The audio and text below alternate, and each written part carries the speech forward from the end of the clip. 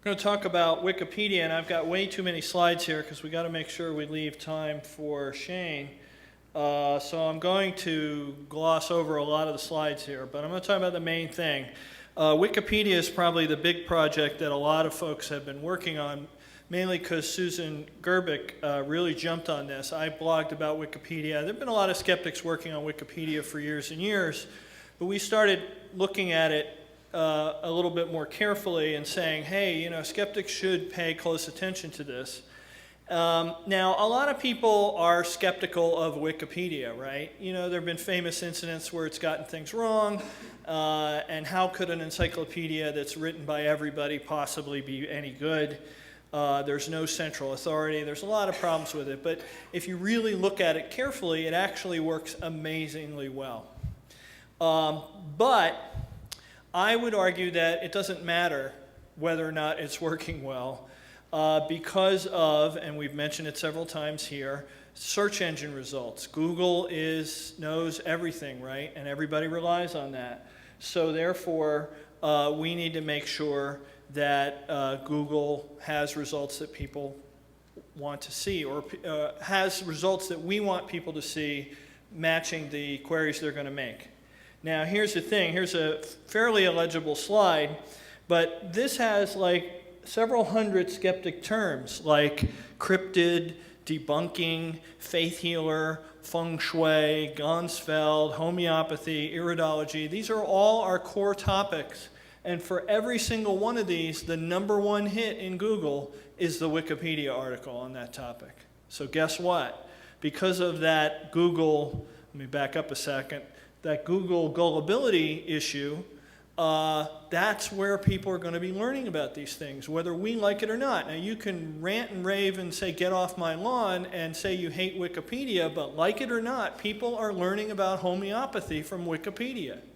And so I feel like we have to go edit that article, right?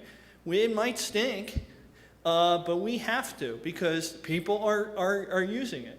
And even the ones that are not #1, there's a #2 or a #3 hit, and there's technical reasons why Wikipedia ranks so highly. Now, the alternative is to try to rank highly ourselves, but that's a very difficult thing to do, and there are pros and cons. Obviously, if you build your own website, you have more control, you can specialize it better, you can include topics that Wikipedia would say no to, and then the users are coming to you instead of going to Wikipedia. Of course, the problem is that's a lot more work. You have a lot of competition. Like, for instance, trying to get on that first page of results for homeopathy, that is a hard nut to crack. There's a lot of competition out there. And you've got to do that in an ad hoc basis for every topic. Another way to look at this is traffic. And I looked at this actually after last year's TAM because of a remark Susan Gerbic made to me.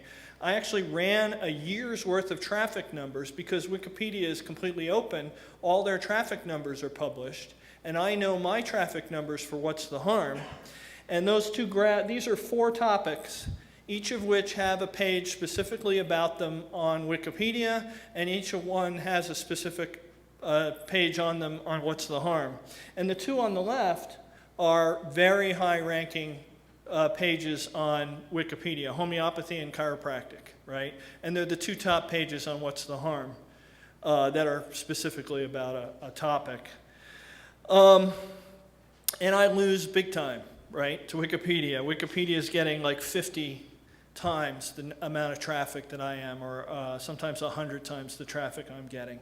And even the 2 topics where I do really well in Google, attachment therapy and ozone therapy, who knows why, What's the Harm ranks like #1 or #2 on those 2 topics, I'm still like 18 times, Wikipedia still has 18 times the amount of traffic that I get. So that's a sobering graph there, that I can do all I want to my page, but Wikipedia is still going to get more traffic on theirs. So we need to be making sure that the content out there is as skeptical as possible. And Wikipedia is built that way. I'm going to start going fairly fast. I think most of this slide deck is posted somewhere. We're going to post these slides anyway. But Wikipedia has what's called the 5 pillars. Which is neutral point of view, it's free content, you should be respectful and civil, but they don't have firm rules. And the idea is to have sort of a framework, but encourage people to come in. So they want us in there. They want as many editors as possible, even skeptics. And there are a lot of skeptics who are fairly high-ranking editors on Wikipedia. There is I will admit to you, there's a lot of disadvantages to Wikipedia. It's not an easy thing. It's not like Web of Trust where you can go in and start clicking red, and make a difference right away. It's a huge culture. There's a lot of lingo. People fling these three-letter acronyms around like NPOV and expect you to know what that means. There's lots and lots of guidelines and rules, and sometimes it's not clear which ones are rules and which ones are essays written by someone. I've gotten lost in their help files sometimes. They have a rule about civility, but it sometimes turns into kind of a joke. People do get very uncivil and yell at each other on there. And we don't have control over it, right? Ultimately, we can write all we want and someone else can delete what we write. But they are welcoming to new editors, and they need new editors. They actually kind of have a problem right now where early on in Wikipedia, there was sort of not really a land grab, but they needed articles very badly. So there was a lot of room for people to come in and write stuff. Now, not so much. It's kind of filled in, so it's harder to find things to write about that you're not going to get some pushback on. So, but there's a lot of good advantages to it. It's really easy. You don't have to know HTML or programming. Like, for instance, create a hyperlink. You just use a bracket and the URL and the name of the link and a bracket, which is much easier than you have to do in HTML. If you want to create a heading, it's just a couple equal signs in the heading and a couple equal signs, and all stuff like that to do the basic formatting on the page. You don't have to write an entire article. Most of the things you do on Wikipedia are little tiny edits. So if you can learn how to use the editor and learn how to fix spelling and things like that. And a lot of times, if you make a mistake, other people will come in and fix it for you. So you don't have to worry too much about, you're changing Mount Rushmore. You're not. It's going to get fixed. But one of the things that's really good about Wikipedia is if you really read the rules of Wikipedia, they are pro-skepticism, okay? They have a rule called reliable sources. You have to have a source that is a real source, not some crazy guy's blog post, like an actual paper or a news article. You have to have a neutral point of view. You can't go off on the crazy and say homeopathy is real. You've got to be neutral about it because clearly there are a lot of people who say it's not real. There's a notability thing, so you can't just put every conspiracy theory in the world in there. They don't belong in Wikipedia. And there's a whole set of rules about what they call fringe theories, so that the real crackpots can't get their articles in there for very long. And no original research, which more crackpot stuff. So I kind of see two roles for skeptics on Wikipedia. One is to obviously edit the pseudoscience and paranormal articles and try to make them as skeptical as possible. You have to be aware that articles like homeopathy and chiropractic and, oh, heaven help you if you go into the Scientology articles, those articles have been pored over for years and have thousands and thousands of edits on them. So you have to be really careful when you go in and edit them. But at the same time, there's hundreds of other articles that need a lot of work, and you can do quite a lot and not attract a ton of attention if you're working in some more obscure topic. But another thing, and this is kind of what I focused on for a lot, is create articles about skepticism. I wrote Richard Saunders' bio on Wikipedia. I wrote Harriet Hall's bio on Wikipedia. And that's a great way for them to promote themselves and to be considered more, important, or at least, Richard Saunders is a real guy. Look, he's in Wikipedia, if someone doesn't know who Richard Saunders is. And again, that's something that, a lot of the other folks on Wikipedia don't really care that much, as long as you do your homework and put the footnotes and stuff in there. So I have a few tips, and I'll go through these very quickly. They mostly intersect with what we talked about in community. Create an account. Don't edit anonymously. It actually gives you some advantages. You can look at your own stuff. You can get notifications. Create what's called a watch list. That's a list of articles that you're interested in, And then Wikipedia can very easily show you every time those articles get edited. So you can kind of keep an eye on them to see when the nuts come in and try to vandalize them. Start small. Start with little things, spelling errors. My first edit was I was researching something for What's the Harm, where a guy got eaten by an alligator. Don't ask.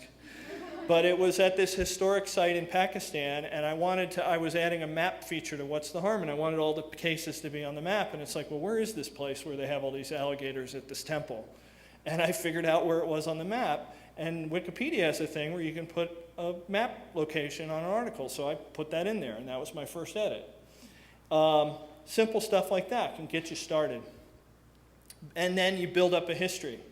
And that lets people trust you. Look at this guy. He's been editing for 2 years before he wrote his own article. So maybe we should be a little bit more respectful of him.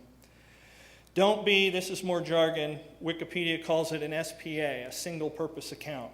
Don't go in there and just edit Scientology. They take a very dim view of that. In fact, there have been giant wars over that particular topic. But homeopathy or whatever. Don't just go in and focus in on your skeptical topic. Do some other stuff. Edit things about your school, your favorite band, your hometown. Avoid the battlegrounds. Look in the history of the article, see, don't go into L. Ron Hubbard and start changing things immediately. If you look in the history of that article, you'll see people have been fighting over that article for years. Not a good first choice.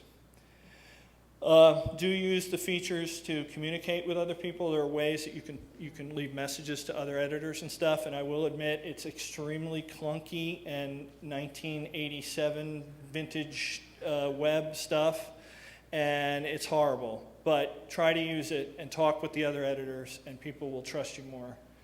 Imitate other pages. If you're trying to create a page, find one that's like it and copy what it is. The big thing you have to do with Wikipedia is you have to kind of be a little zen, and once you put something on Wikipedia, you just have to separate yourself from it and say, okay, that's not mine anymore. Because if you get possessive about the text and somebody comes in and changes it, that's a recipe for a lot of heartache. Creating articles about skepticism, I already talked about that. A big thing that Susan emphasizes in her project, and I emphasize too, is try to create links to skeptical resources and articles. So if I find something in Skeptical Inquirer that's a good source for some other article, I'll stick that in as a footnote. And hopefully that will lead people to Skeptical Inquirer when they're reading that article. There's a thing called the scratch space that you can use, especially if you're creating a new article. You can do your work in there and people will ignore you. Instead of working in the real article. Because if you change something in the real article and someone else cares, they'll get in your face pretty quickly. But if you do your work in your scratch space, you can work quietly. The Fringe Theories notice board is it's kind of entertaining actually to read, because it's sort of like a catalog of what nut jobs are showing up at Wikipedia to push their crazy theories this week. And you learn about some interesting, crazy skeptic stuff that's like, wow, I didn't know anybody believed that. So it's kind of fun to read, but it also sort of shows you where the battlegrounds are that week. And the big thing is to footnote like crazy monkey. That's my defensive maneuver is, just footnote everything like you're writing a paper for a really anal retentive professor at college. And that becomes your defense. And you find good sources for everything, and you say, look, I have sources for everything. And the nice thing about it, and here's just one little quickie thing on the end, is they added this thing called Google Knowledge Graph, and a lot of it is drawn from Wikipedia now. And if you live outside the United States, you probably haven't seen this yet, but it's in the Google results. So when you do a Google search, a panel like this will sometimes appear on the right-hand side. And it's supposed to be kind of a summary. So like if you search for a movie, it'll be a summary of what that movie's about. And if you search for people, you get stuff like this. And this is the cancer quack Stanislav Brzezinski. And with people, it shows you related people, right? So down here, the related people are Max Gerson, another famous cancer quack. Julian Whitaker, I don't know who he is. And Suzanne Summers, nut. But look at right there, number 3, Rhys Morgan. Why is he there? He's a skeptic in Wales. And he's there because he got involved in an argument online with Brzezinski. And that all got documented in his Wikipedia bio. And so now people look for Brzezinski, and maybe a few of them click on Rees, and maybe some of them learn about skepticism. Maybe not all of them, but it's a way to get their attention. So Wikipedia, I've got a bunch of posts on my blog. I recommend you go to Susan Gerbich's blog. It's called Guerrilla Skepticism on Wikipedia. You can just Google that. And she's got all sorts of stuff where she's organizing people to target certain articles and things like that.